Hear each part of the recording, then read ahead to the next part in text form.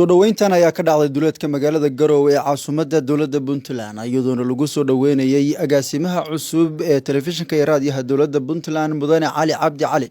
isla markaasna madaxweynaha dowladda Puntland Mudane Sida Cabdullaahi Deni uu dhawaan xilkaas u magacaabay iyadoona soo dhaweyntan uu qayb ka ahaa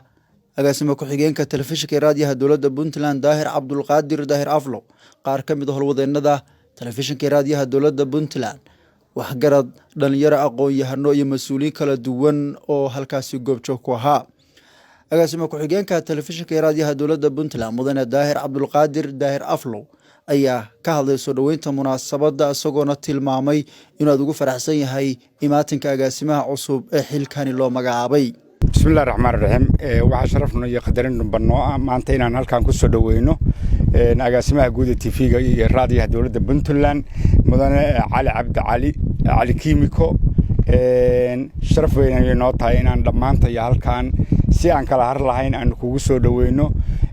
haddaanu nahay warbaahintii dowladda Puntland iyo shacabka degmada joogayba dhammaantoodba waa ku faraxsannahay waxaan leenahay mudane agaasime welcome ku soo dhawow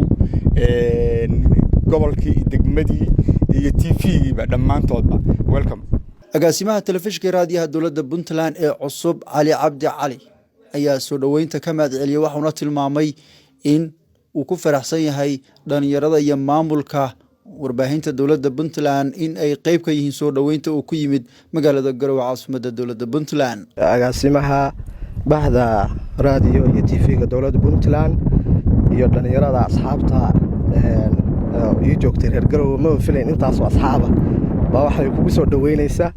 runtii aad iyo aad baan iiga mahadcelinayaa soo dhaweynta quruxda badan ay sameeyeen iyadoo soon ay tahay haddana gelinkii dambe ay tahay oo afurkii wax yar uu ka dhiman yahay